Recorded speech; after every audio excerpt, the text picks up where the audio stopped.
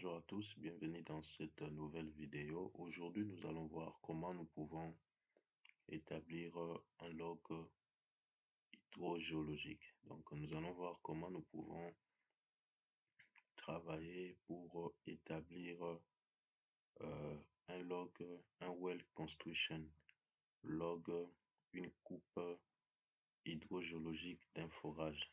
Voilà. Alors, dans la vidéo précédente, nous avons vu comment nous pouvons euh, importer les différentes données et tables dans HydroGeoAnalyst. Et ce sont ces tables-là qui vont nous servir pour pouvoir établir notre log. Voilà, nous sommes dans le logiciel HydroGeoAnalyst. Voilà un peu ce que nous avons comme configuration. Ici, nous avons le station de données. Nous avons ici la description géologique par rapport aux différentes passes. Voilà un peu.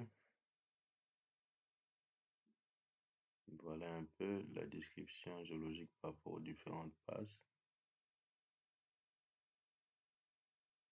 Voilà. Soit vous pouvez donc inverser.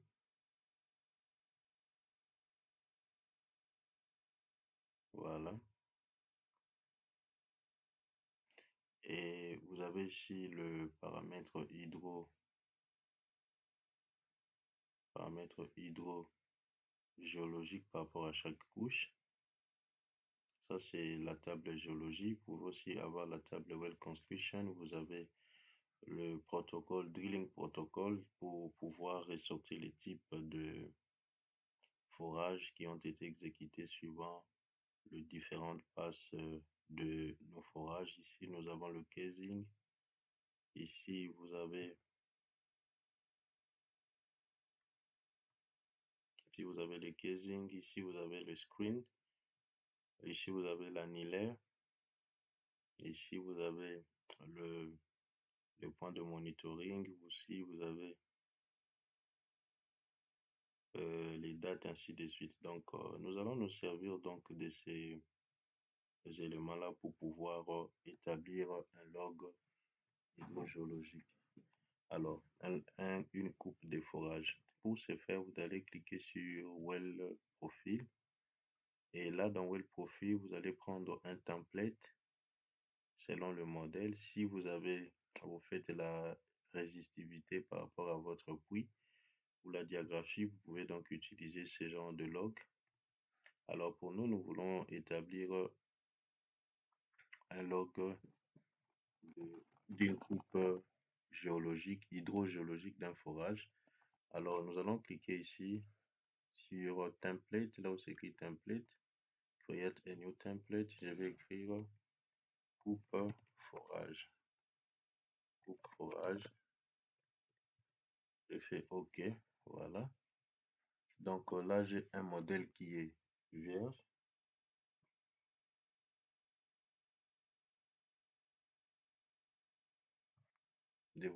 Un modèle qui est vierge. Une fois que c'est fait, je vais cliquer sur ici, Add column, donc ajouter la colonne.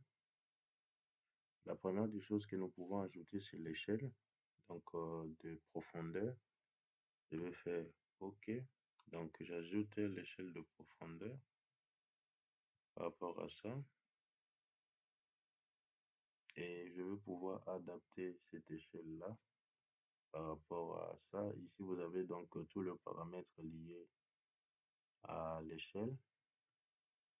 Ça, c'est l'épaisseur de l'échelle. Donc, l'épaisseur de cette partie ici.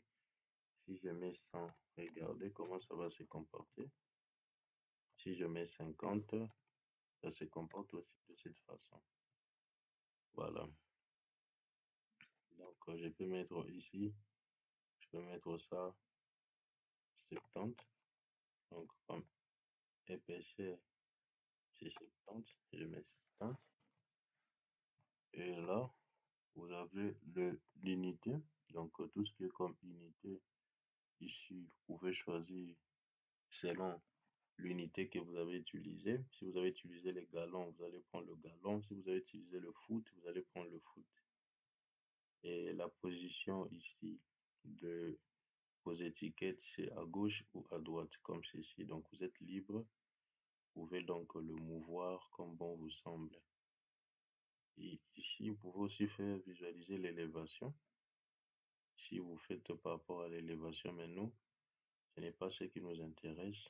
Donc là, c'est la couleur. Vous pouvez prendre en rouge pour mettre la couleur de vos mentions de profondeur. Et là, vous avez le bar ici en noir et en gris. Donc ici, ce sont les barres ici. Nous avons le bar majeur ici que vous pouvez représenter soit en noir, comme ceci. Voilà. Et les autres barres, je peux le représenter en gris. Voilà. Ça, c'est ce que je viens d'ajouter. Alors, je peux aussi ajouter une colonne de lithologie. Voilà. Regardez, ça c'est la colonne de lithologie. Et dans la colonne de lithologie, regardez ici, image. Ce qui m'intéresse ici, c'est les sols types. Donc, pour le texte, dans la description, vous pouvez mettre le sol type ou bien vous pouvez cliquer sur description. Voilà. Et là, dans la description, ici, vous avez la police. Hein. Vous pouvez changer la police comme bon vous semble. Vous pouvez changer la police.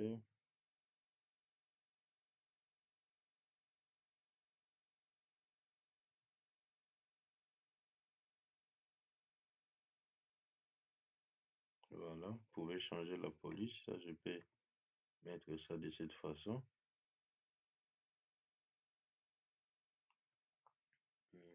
Maintenant, regardez, si vous voulez à ce que euh, le figuré soit annexé, vous allez cliquer ici là où c'est écrit Material Specification Editor. Regardez, ici, ce sont donc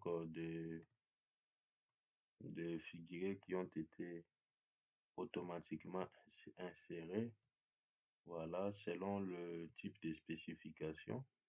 Donc, vous allez seulement chercher pour votre cas quel est le figuré qui répond le plus à votre besoin. Alors, tout en précisant la manière dont vous avez écrit ici. Par exemple, pour moi, je vais entrer ici ma spécification selon mon cas ici. Voilà, j'ai le sable et les gris. Donc, dans spécification, je vais pouvoir créer une autre spécification. J'écris forage 1. Ça, c'est la première spécification. Je vais chercher le sable. Je cherche le figuré du sable.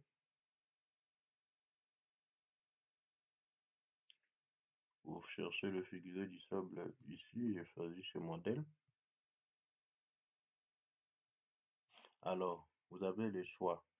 Vous pouvez donc cliquer ici. J'écris sable par exemple. Alors, si vous avez une image, vous pouvez télécharger une image sur Google qui représente le figuré du sable en cliquant ici. Voilà, je peux rentrer. Je cherche le figuré, par exemple pour le sable blanc ou le sable kaoliné. Pour le cas ici, vous pouvez choisir ça. Et choisir le figuré du sable. C'est aussi un moyen. Je peux aussi cliquer ici pour le grès.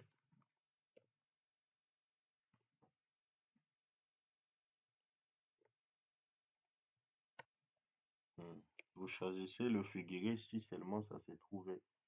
Et regardez, dans les stations data, regardez, sur le type ici, nous n'avons possibilité que de faire soit du sable, soit le grès. Donc, soit vous pouvez inverser. Au lieu de mettre sable comme moi j'ai mis, vous pouvez mettre ici sable fin, sable jaunâtre. Donc, selon les différents types de sable que vous avez rencontré. Parce que dans le forage, plutôt dans le logiciel, c'est seulement à partir de ce type qu'on peut changer le figuré. Alors pour nous, dans ce cas ici, c'est seulement à partir de ce type que nous pouvons bouger le figuré. Et là, donc je peux choisir pour grès, je prends sandstone, je prends ce figuré ici, je fais comme ça. Je vais changer le nom, je vais écrire grès. Je vais modifier ça comme j'ai écrit dans ma base de données. Voilà, j'ai choisi ici grès. Soit vous pouvez aussi effacer. Je prends le sand ici, puisque le sand c'est sable, mais je vais le nommer de la même façon que j'ai nommé dans ma base de données lithologique que j'ai utilisée. Alors, une fois que c'est fait, vous allez donc cliquer sur Save. Save. Voilà, j'ai enregistré ça. Et vous entrez sur Forage 1. Là, vous avez votre grès et votre sable qui est bien mentionné. Alors, pour pouvoir appliquer ce figuré à partir d'ici, vous allez cliquer sur Refresh Data.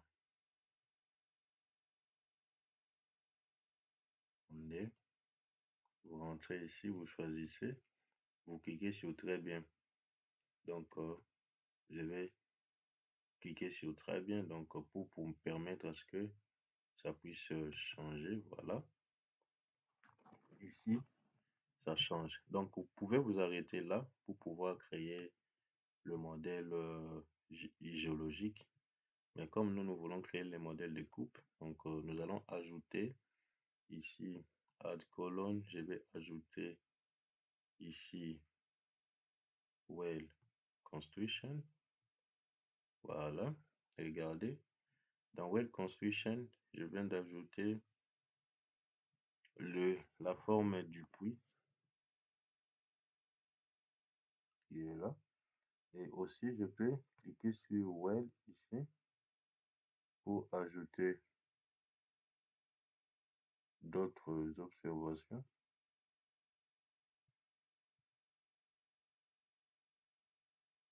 Voilà. Donc, dans well construction, regardez, nous avons ça. Nous avons le casing, nous avons le cluster well, nous avons le screen, nous avons le water level. Nous avons toutes ces indications ici. Je peux entrer au niveau du screen. Regardez. Sur label, je peux faire pour visualiser le type de screen. Voilà. Le type de casing plutôt qu'on a utilisé.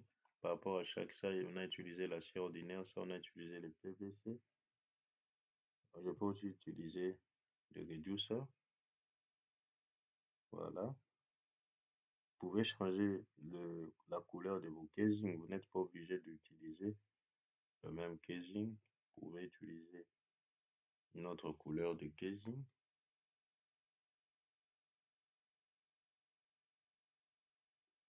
Et là, je vais faire comme ceci.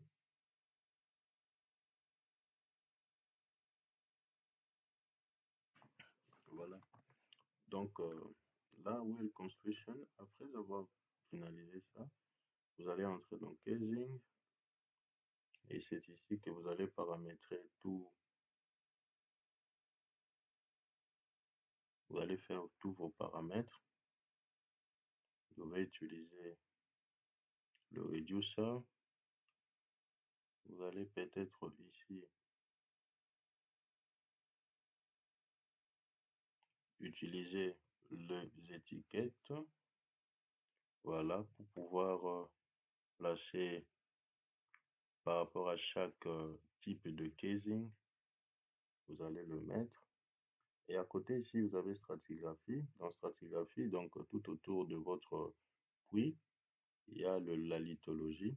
Location, c'est-à-dire, vous avez la possibilité de faire apparaître la lithologie soit à gauche, soit à droite, comme ceci. Vous pouvez le faire apparaître de deux côtés. Donc ici, vous avez la possibilité utiliser aussi le shell à ce stade ici. Show elevation. Si vous en avez, vous pouvez donc utiliser ça. Voilà. Maintenant, pour que notre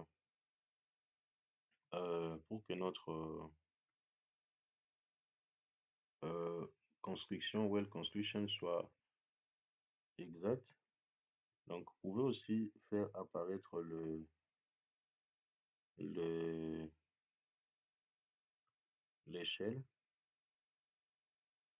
Donc, vous allez faire apparaître l'échelle à ce stade ici.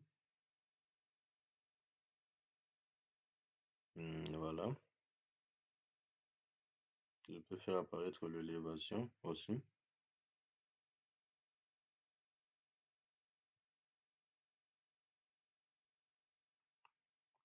Donc, à ce stade, je viendrai ici pour pouvoir placer le remplissage, le matériau de remplissage, parce que lorsqu'on équipe un forage, on tient aussi compte de matériaux de remplissage. Alors, pour ce faire, je viens dans Station Data. Le matériau se trouve dans Well Construction. Et là, je vais entrer dans Anila. Regardez ici. Dans Anila, il n'y a aucune donnée. Je vais pouvoir générer les données. Voilà. Je viens ici. La première passe, quand j'ouvre ici, c'est de 0 à 0,61. Donc, je fais 0,0 à 0,61. 0,61. Voilà. Le type, ici, regardez, dans votre truc, vous avez gravitaire ciment. Moi, je vais venir ici. Je prends ça, Anila concrète. Donc, Anila concrète. Le volume, il n'y en a pas. Je vais cliquer encore sur l'autre passe. Je vais faire de 0 à 1. Je mets encore gravita ciment. Donc, 0 à 1. Je clique encore ici, gravitaire ciment concrète. Je fais encore une autre passe. Je vais prendre de 1 à 4. 1 à 4. Alors, si dans la base de données, vous avez déjà, quand en important, vous avez déjà des histoires qui ont été écrites, donc vous pouvez soit effacer, vous sélectionnez, vous effacez, et vous ajoutez, vous écrivez de manière manuelle dans le logiciel. Ou bien soit, vous allez seulement cliquer ici. Quand vous allez ajouter votre feuille Anila Fill, vous allez donc changer le fil type selon ce que vous avez construit pour vous rapprocher de ce qui est dans le logiciel. Et là, je prends encore 4 à 53, 4 à 53. Je vais cliquer ici, 4, 53. Et là, je vais choisir ici, Backfeed. Donc, Backfeed Cuttings. Donc, le remblai. Je vais encore là, j'ai choisi l'autre passe de 53, 55. 53, 55. Donc, ici, c'est le, choisir encore le ciment. Et puis là, je fais le dernier de 55 à 145. Donc, je prends le 55 à 145. Et là, je vais choisir ça. Donc, Sand Gravel. J'ai choisi ça comme le dernier remplissage. Voilà un peu. Donc, une fois que c'est fait, vous avez rempli l'annulaire. Vous pouvez donc enregistrer. Voilà. Dès que j'enregistre, voilà comment ça se présente. Je reviens ici au niveau du découpe de forage que je suis en train de construire. Je vais faire actualiser. Voilà. En actualisant, voilà comment est-ce que le remplissage se présente. Voilà un peu par rapport au remplissage. Je peux aussi ajouter le niveau d'eau, le water level. Je viens ici dans la coupe. Regardez, j'ai la possibilité ici d'ajouter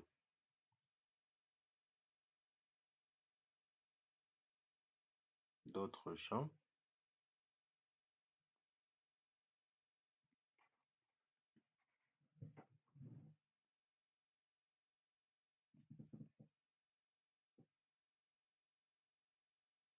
Si vous avez d'autres champs, vous pouvez l'ajouter à partir d'ici.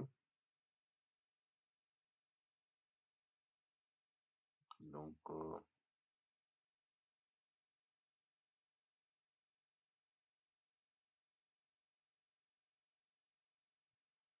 je vais ajouter les water level, la table water level ici, que je n'avais pas ajouté. Vous pouvez ajouter water level ou vous pouvez aussi ajouter la table water strike. Donc, vous êtes libre de choisir quels paramètres ajouter.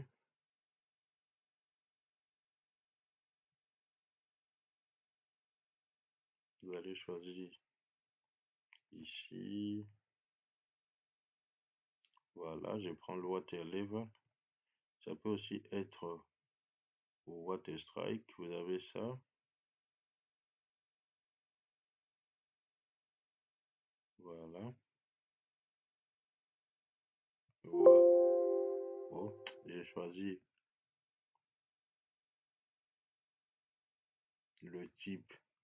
Je viens dans water historique.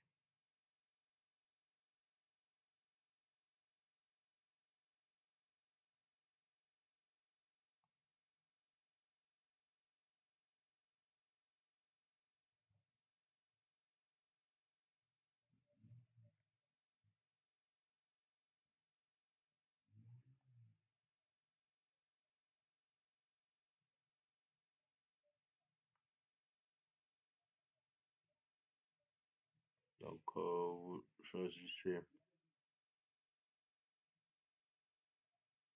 ça si vous avez mis les pompes.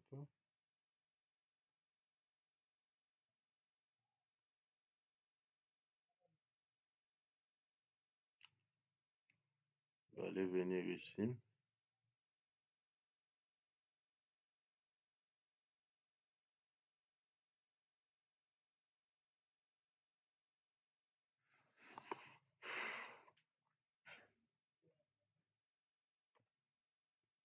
Vous cliquez ici sur water level.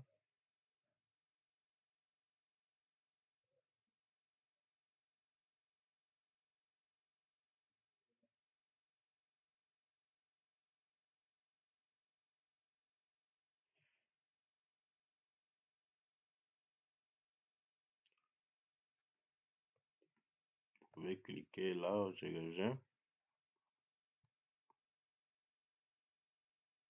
Je prends monitoring well.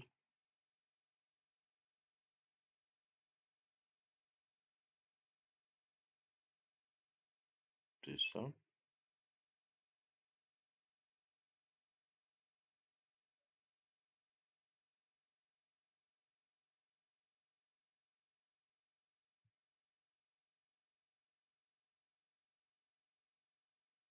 Je choisis ici water level 01. Next. Je clique ici water level. Voilà. Je fais correspondre le paramètre entre eux. Diamètre, je le mets en centimètres comme ceci. Je fais next.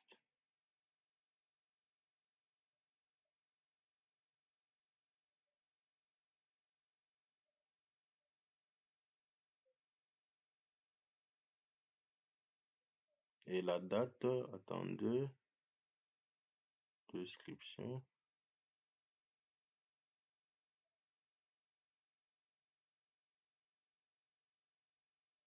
OK.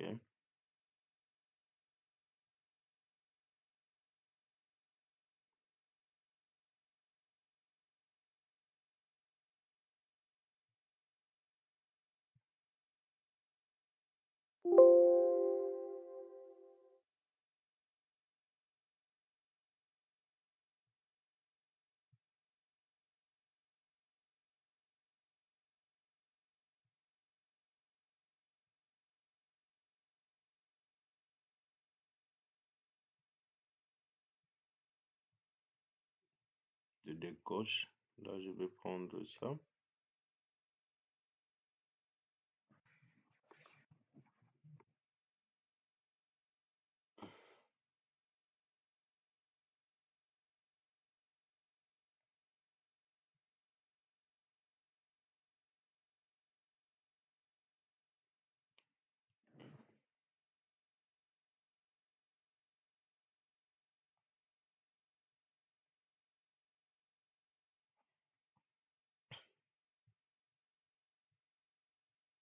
Centimètres.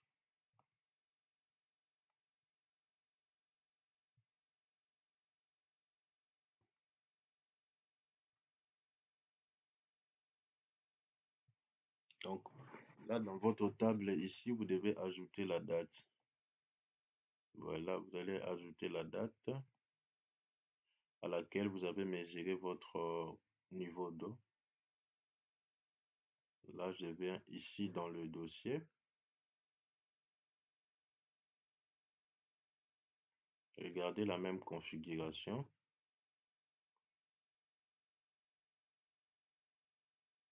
Ici, water level, date.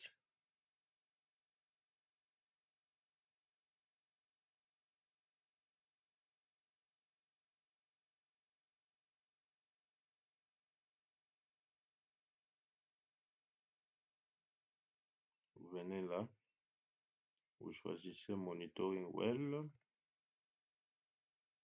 OK, je choisis comme ceci. Dans la monitoring wave, il y a la date. Ici, format. Vous choisissez le format de la date, jour, mois, année. Donc, vous regardez la manière dont c'est écrit ici. Jour, mois, année. Donc là, je rentre. Là, je veux mettre le niveau d'eau en mètres.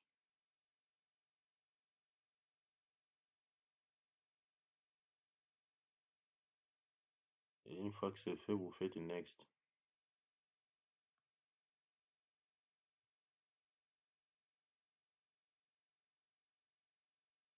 Station. Vous devez préciser aussi la station. Donc là, je viens Water Monitoring. Je clique ici, Station. Je vais créer une colonne Station. Je vais mettre 1.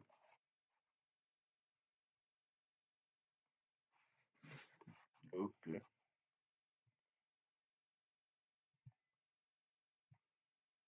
Je clique encore sur Monitoring Well. Voilà.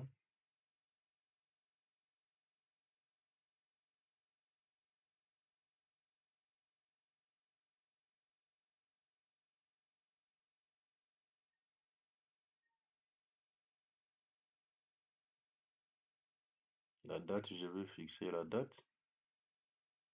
En mois. Mettre ici. Profondeur, c'est ça. Je vais faire Next.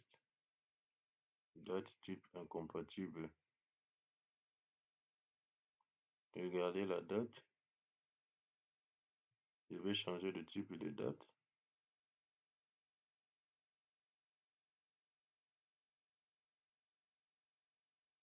C'est ça. Date, mois. Je cherche. C'est toujours incompatible. Donc, vous devez choisir le type de date approprié.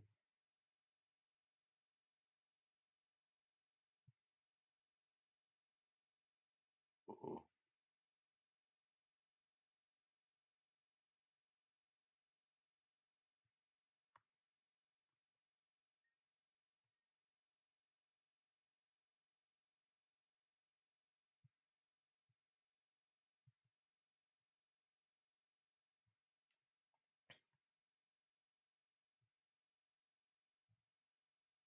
Voilà.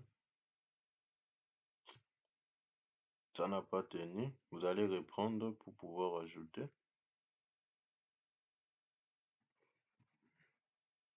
Voilà, je vais pouvoir reprendre pour pouvoir ajouter les types et les dates.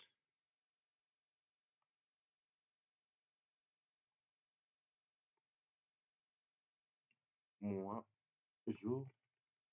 Moi, je mets d'abord ce type de date ici.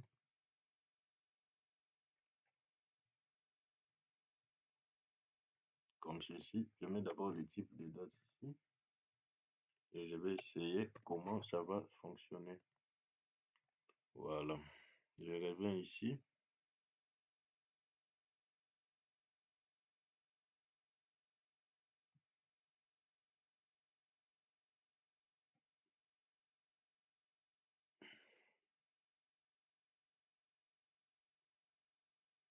Vous pouvez directement écrire à partir d'ici aussi. Je vais écrire Screen ID 1, date. J'écris la date. Quelle est la date ici? 23/3/2014. J'écris 23. Troisième mois. Troisième mois. Troisième mois. 2014. 2014.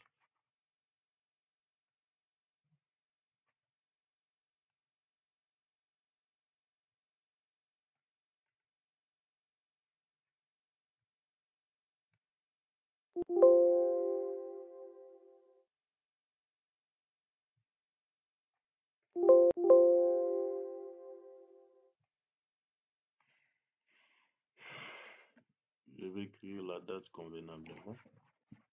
23. Troisième mois. 14. Comme ceci. L'heure, je vais mettre 12h30. Et là, je mets le niveau d'eau. 123. 123 mètres. J'ajoute une seconde. 1 aussi. Là, maintenant, cette fois-ci, c'est le 23/3/2015.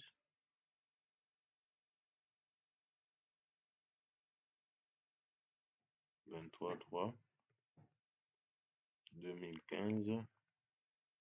Je vais encore 14h40. Et je vais mettre 124,7 mètres. Voilà, je vais enregistrer. J'ai enregistré le valeur de water level. Je reviens ici dans le puits. À partir d'ici, water level, je peux pouvoir actualiser show date. Yes, sur profondeur, regardez. C'est ici que le niveau d'eau apparaît.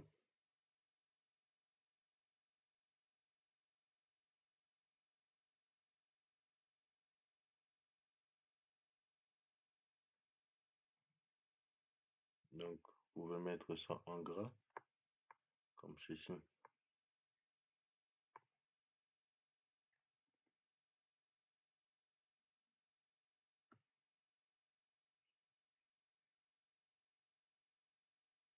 Top centre, je peux le placer ici, les écrits, ici.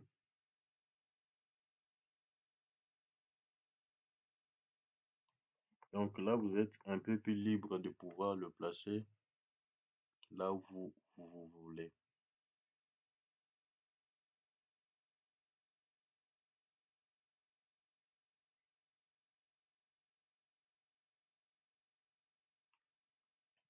Voilà un peu. Donc, je peux venir ici.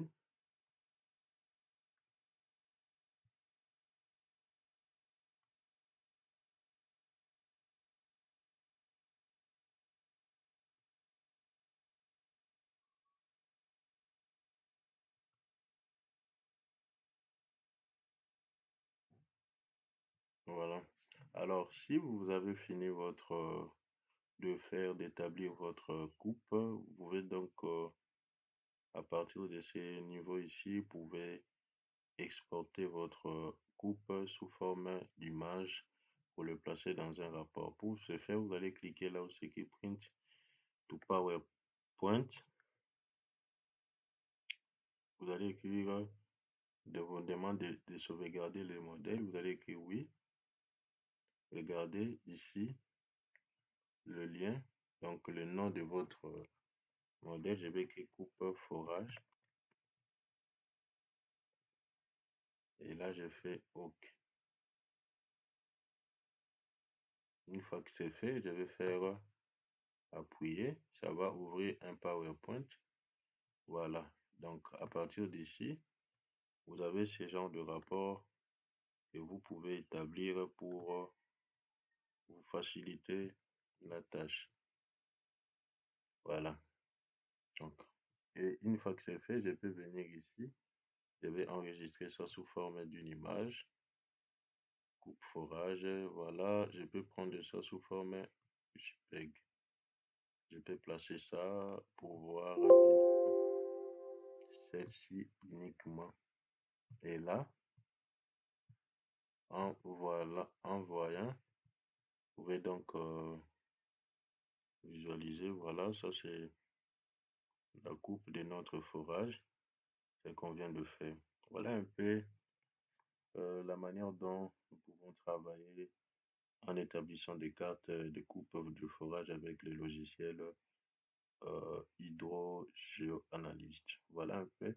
Ceci étant dit, nous vous remercions pour votre particulière attention. N'hésitez surtout pas à nous poser des questions en cas de difficulté.